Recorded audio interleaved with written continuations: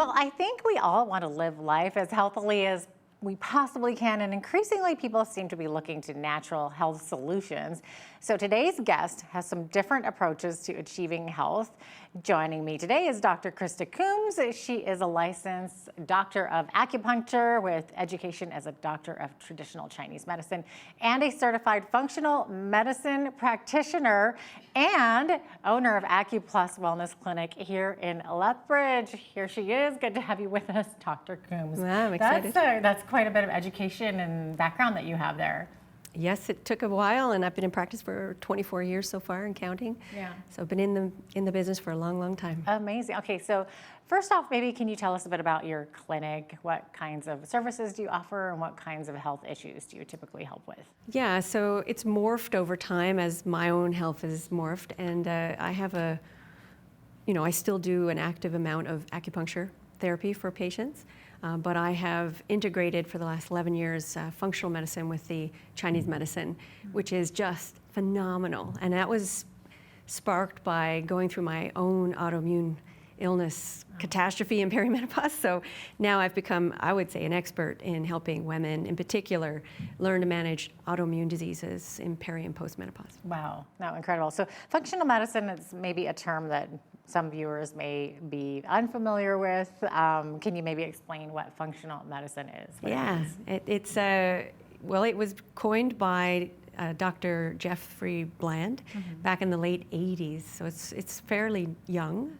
And what it is, it's using Western peer-reviewed studied research as it's applied to some degree in Western medicine, but holistically. So we're looking at the body as a whole entity rather than so mechanistically, like it's a liver issue, it's a heart issue, it's a brain issue. It's a whole person issue. So I like to say it's basically a holistic Western medical approach, but it's very integrative. So it's taking that holistic mindset of the ancient medicines like Chinese medicine, which I'm well versed in, or Ayurvedic medicine, which is also pretty amazing. And it's a kind of putting them together. It's exceptional. It's the foundational piece. East West almost, right? Well, and goes deeper even than that. Like I think it's more, we have a lot of fancy testing that we can do in functional medicine. It's very cool. For a geek like me, that is really fun. But in most cases, we don't need to do all that fancy testing. You can tell a lot by symptoms, by context, and then it's lifestyle, some medication, some supplementation. For sure. Well, we'll get into all of that. So first of all, how would you go about trying to find the root cause of a patient's condition? Yeah, so root cause is sort of a misdirection maybe. Okay. So when you're dealing with complex beings like us, you can never have just one root cause. There's a lifetime of damage over time, impacts of mental stress, traumas, infections, vaccinations, and so on that can contribute to the decline of organ systems. And then they all relate to each other, and then there's genetics. So when you're looking at root causes, you're saying, what are the things that maybe tripped us up when we were a little younger or recently even? And are they manageable, or do we have to just accept that they existed and we're mopping up the mess and trying to regain some function? So I don't usually use root cause anymore, although that is a real tenet of functional medicine, because we have root causes and then some can be managed and some can't. So So what kind of testing would take place then with this? So my favorite stuff is just looking at some really good blood work. So if we do comprehensive blood work, like you're not just going to scratch the surface. I mean, we can do a lot of really great stuff with subsidized blood work. So if you know what you're looking for and you're looking for patterns and how the organ systems are working together, it's so fun to look at somebody's blood work. It's good that I love it so much. But you're the really right person for the job. Oh, for sure. It's a joy. And then that usually gives us a great snapshot in time of what somebody's going through. You pair that with all the symptoms. It's you can really start there.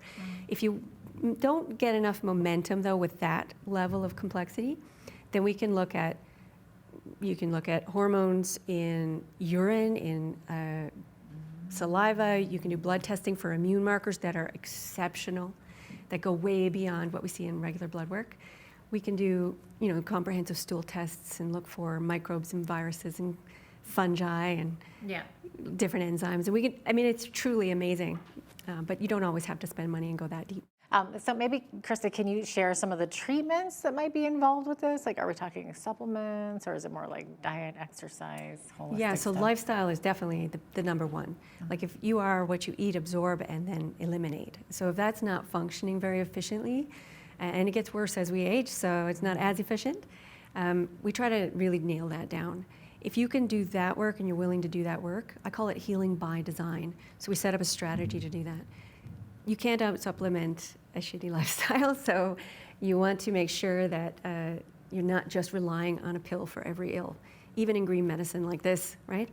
So Yeah. I like to marry some medications if people are on them or have to be on them or we're weaning them off with really high quality, low non-medicinal ingredient type supplements that are really strategic in their use, but definite, or even herbs. I mean, herbs are more like medicine, like food anyways. Yeah. But dialing in that lifestyle piece, movement, sleep and rest, you know, your mindset piece about why you want to be well, Yeah.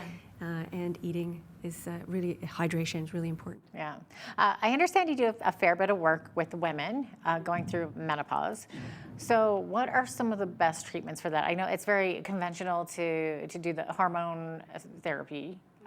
Is that controversial? Are there risks involved? You hear about risks, but then other people say the risks are very minimal. So what are you thinking? So I would say that it's actually not very conventional anymore to do Okay. hormone replacement therapy, but it needs to be.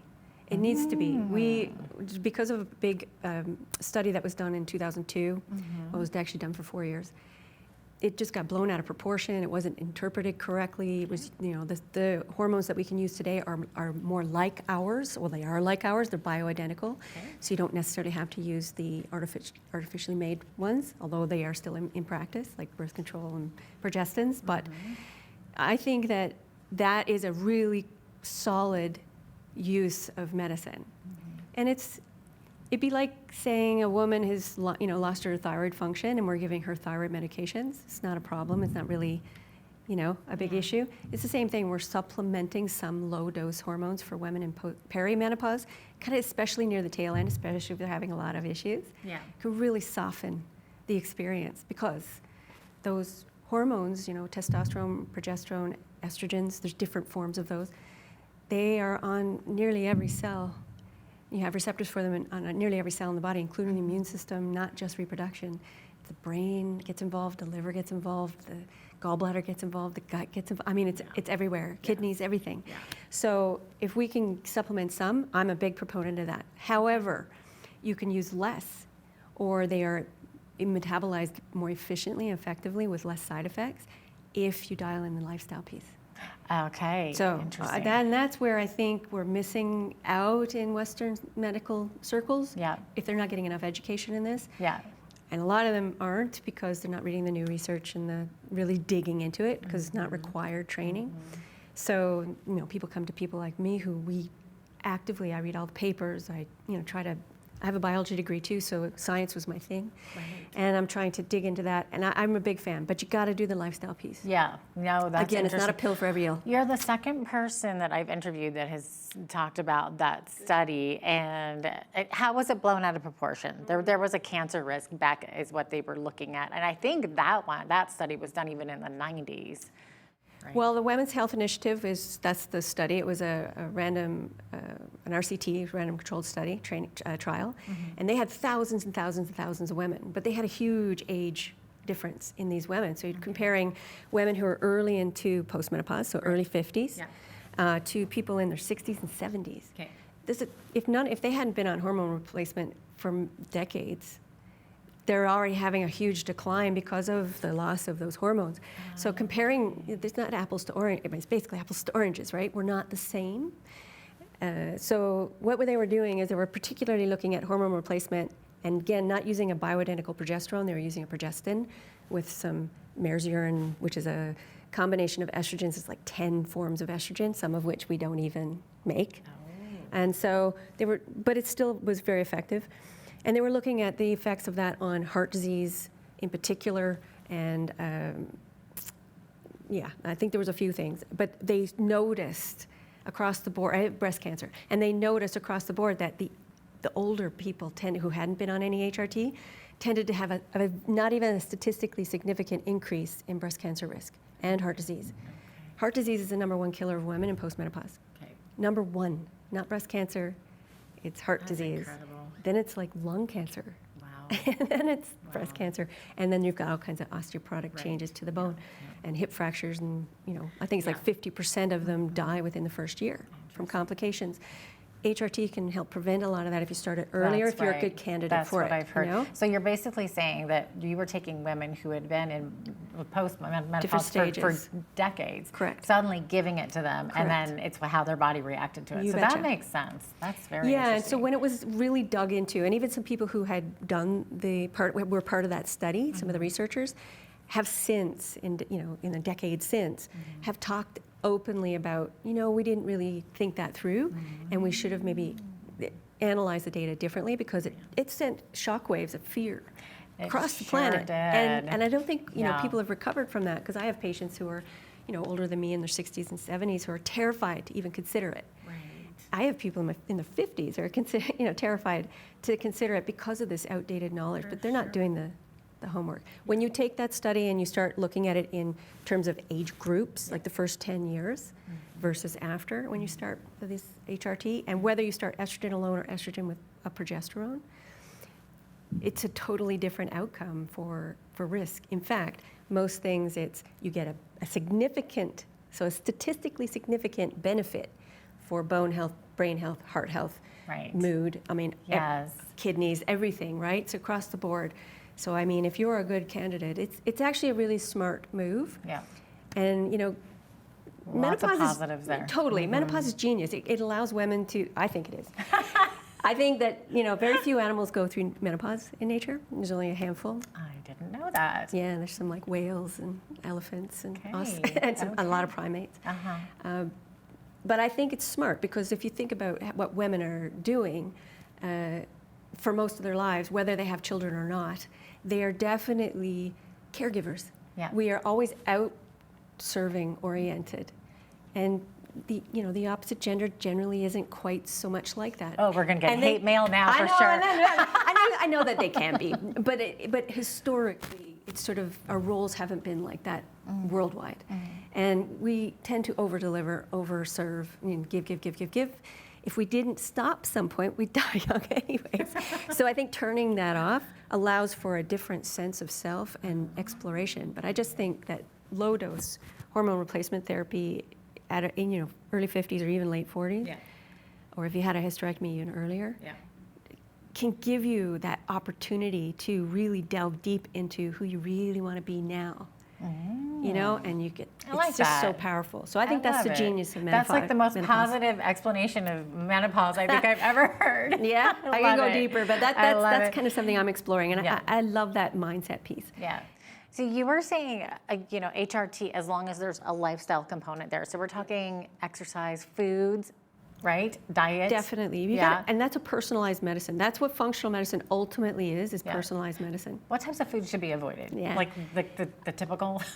So as we're getting older, the body, when the hormones start to plummet, even if you're on even low dose hormone therapy, there is a change in how your body handles certain macros. So sugar, proteins, carbs, right?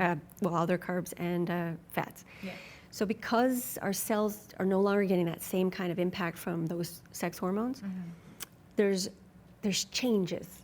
And so if you're not going to become as efficient at handling sugars, for example, well, it's going to And get stored. HRT can't help with that? You're never going to be taking enough, I think, to be menstruating again, right? So, no. Okay. I think it helps quite a bit, but it's not going to make you like you were 30 again, where you can go to the gym a couple times a Darn. week, do some cardio and you're fine. I think that the big thing that's changing with the research right now, and we're getting more and more research for women because we didn't have much. It was mostly all about men and muscle building and stuff. So now we're getting some for women, and we're seeing that even though we're not as efficient at breaking down proteins in our food and actually making proteins like muscle, when you do certain kinds of exercise differently now in this stage of life, you can build more muscle even, and then that revs up your metabolism and can keep things going. Now the problem is, there's multiple. If you have any kind of autoimmunity against the thyroid, there's already an impact on your potential for weight loss, and you have to work a little bit harder. Okay. You have to work differently. Yeah. And so that's why I say personalized medicine is so important. And same with the food piece in terms of sensitivities, things that you have an immune sensitivity to. If you have an autoimmune condition, there's great research. This is my wheelhouse for sure. Great research to suggest, giving up gluten religiously, and just it's a non-negotiable. Okay. Sometimes it's dairy proteins and other things. And so not everybody has to do that, but we're looking at definitely sugar metabolism, protein metabolism, fat metabolism is different, and we store it in different places. It starts to go around the middle. Oh, yeah. And that is a common theme. We go from being a pear to an apple, that's sort of, that's like, I'd rather be a pear. But it's that working to go, wow, accepting that the body has changed. And then instead of being angry about it, which we all go through, there's a whole mourning period. Oh, yeah. There is. And then we say, well, what can I do? And that's where people like me can be really influential, because you have to do things differently to get new results. It's like, I don't know, it's like you become a whole new woman, and then you get to craft it, which I love. Yeah, okay. We're out of time here, but we could go on and on about hot flashes and everything else, right? There's over 100 symptoms, we'll so have yeah. to have you back. But Dr. Krista Coombs is a certified functional medicine practitioner with AcuPlus Wellness Clinic here in Lethbridge.